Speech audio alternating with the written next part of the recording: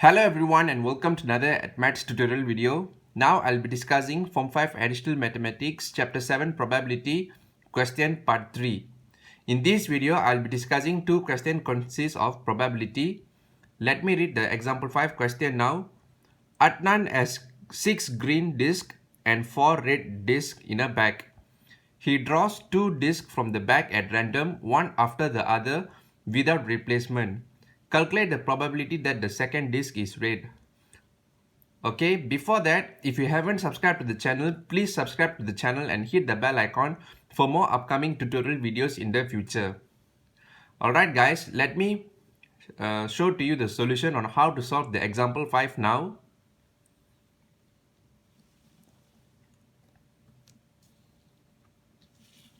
Okay, let me pull this up. Okay, the first step is we're going to draw a tree diagram. So the G represent the green disc and the R represent the red disc. Okay, this one is represent the first draw and this one represent the second draw. Okay, remember guys, you need to draw the possible outcomes over here where you have your green, red, red, green and red. So this one for the first draw and this for the second draw. Okay, so this is how you draw the tree diagram over here. So pretty straightforward. Okay, so once you've already drawn the tree diagram, now I can proceed to the next step, which is insert the possible probability. In this case, you need to consider the without replacement. Okay, what is the without replacement over here? Okay, I'm going to explain to you while I'm showing the steps. Okay, let me pull this up. Alright, so this is your second step. Okay, once you've already drawn the tree diagram, now you need to label them with the first draw, second draw over here. Okay, we're going to start with the green section over here. Okay, assuming that in the beginning that you're starting with the 6 over 10. Okay, why 6 over 10? Okay, 6 is the number of green disc and the 10 is the number of total sample space, where you need to plus with the 6 green disc and 4 red disc. That's why your probability of the green in the first draw is 6 over 10. Okay. However, when you look at the second draw over here, when you choose the green, it reduced to 5 over 9. Why it reduced to 5 over 9? Okay, you should know one thing. Okay, when you're picking the green from the first draw, that means you need to minus from the 1 from the total sample space. And you need to minus 1 from the number of the green disc itself, which is the top numerator 6 will become 5 and the denominator, the total sample space 10 will become 9. So therefore, your new probability when you're choosing green for the second draw will be 5 over 9. And remember guys, for the sum of the probability must be all equals to 1. So if green is equals to 5 over 9, so indirectly your red will be equals to 4 over 9. Okay. So and the same thing applies for the red over here. For the first draw, your probability will be 4 over 10. However, when you go choosing the red for the second draw, so you need to minus 1 in a respective numerator and denominator, because when you're choosing the same disc again, so you need to minus 1, so your probability will reduce again. Okay, let's say the first trial you pick red, so your probability will be 4 over 10.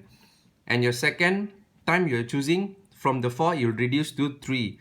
And the same time your total sample space 10, it will reduce to 9. So therefore your probability for the second disc will be red is 3 over 9. Okay, when it's 3 over 9, this summation of the two probability must be equals to 1. So to find the green disc is very simple. So 1 minus with 3 over 9. So from there you get 6 over 9. Okay, remember guys, the summation of these two probability must be equals to 1. So that's the way for you to draw the tree diagram over here. Okay. So once you have already list the possible probabilities, so you write here the list of the possible events, okay, such as green, red, red, green, and red. Okay, so this is the step 2 over here. Okay, I hope you understand the working that I showed to you so far. Okay, proceed to the second step. So we need to calculate the probability the second disk is read. Okay, now we have already listed down the possible probabilities. So from here, the calculation for the probability second disk is read will be easier. So how are we going to find this? It's very simple. So from the list of possible events over here, we need to identify which event which gives us the second disk is read. Okay, from here we know that this one gives us the second disk is read, and this one gives us the second disk is read. Okay, as you can see here, green, red. So red gives us the second one, red and red. This one also gives the second one. The second disk is red. Okay, so we can choose these two possible events. Okay, from here we can proceed to do the calculation. Okay, probability second disk is red is equals to 6 over 10 times 4 over 9 plus 4 over 10 times 3 over 9. So from here, you get your answer is equals to 2 over 5. Okay, let me turn to the next page for the next question, guys. So I hope you get this example 5 step-by-step working. So it's very straightforward, guys, over here. So first of all, what you need to do is you need to draw the tree diagram. It consists of the green disk and red disk, and then you insert the possible probabilities. But in this case, you need to read the question carefully. It's without replacement over here. The previous tutorial videos, we seen the with replacement, guys. If you haven't looked at my previous tutorial video, you can press on the link above. Okay, and then once you list down all the possible probabilities, and then you proceed to do the calculation, and from here you get your answer 2 over 5. Okay, let me proceed to the example 6 now. So please hold on for a moment.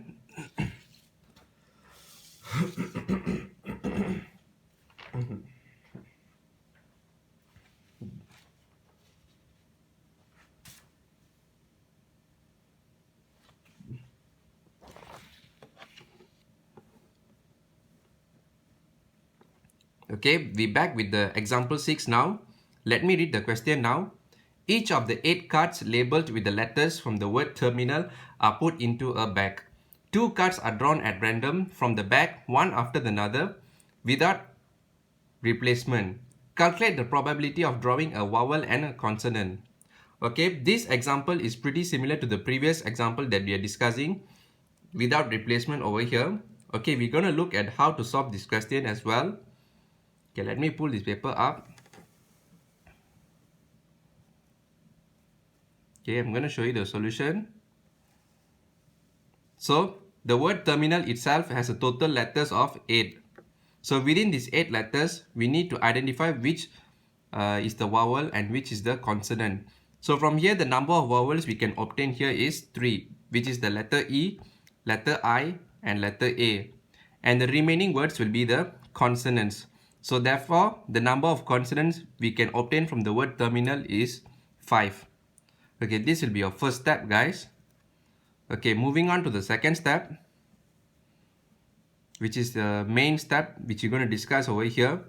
We're going to draw a tree diagram consists of the vowel and consonants. Okay, so this is the tree diagram. So V stands for vowel and C stands for consonant. Okay, and you draw the same tree diagram for vowels and consonants over here as well. VC, this one will be represent the first draw, and this part will be represent the second draw. Okay, moving on to the next step. So once you draw the tree diagram, what you need to do, guys? Okay, yes, you're correct. You need to write the possible probabilities over here. But remember, you need to consider the condition without replacement. Okay, so moving on to the next step. So write the respective probability. Okay, like I've mentioned, the number of vowels in the first letter, the vowels will be 3. The total letters will be 8. The number of consonants is 5. The total letters is 8. So you sum them up, you get your probability event equals to 1. If let's say you're choosing the vowel first in your first draw, that means in your second draw, when you choose the probability of choosing the vowel will be 2 over 7. Why 7? Because in the previous one you have already take one vowel. So technically it's reducing one from the sample space and one from the number of vowel itself. That's why you have here 2 over 7. Okay, the same concept here guys. To have the total number of probability equals to 1, so you have 1 minus with 2 over 7, therefore you have here 5 over 7. So and the same thing goes for the consonant over here. So the probability for the first draw you take consonant will be 5 over 8. And the probability for the second draw when you take consonant itself will be 4 over 7. Why 4 over 7? Because 5 over 8 consonant, the probability of consonant when it comes to the second draw, the number of consonant will reduce by 1. When the number of consonant reduced by 1, the sample space also will reduce by 1. Therefore, you'll have the consonant value will be 4 over 7.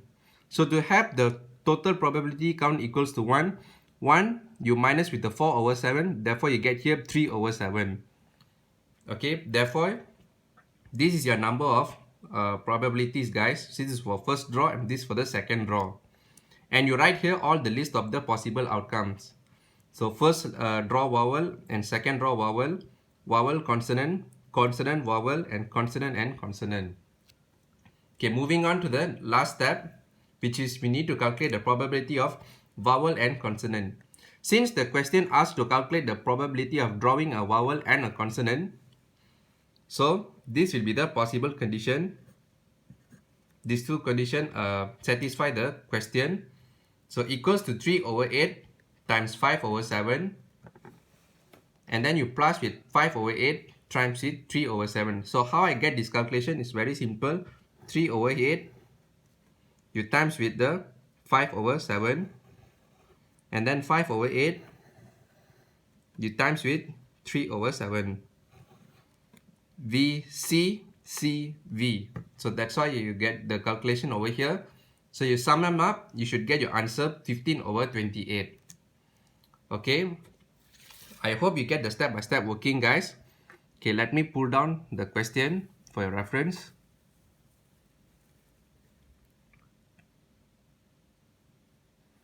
Alright, that is all for my step-by-step working and solution for these two questions.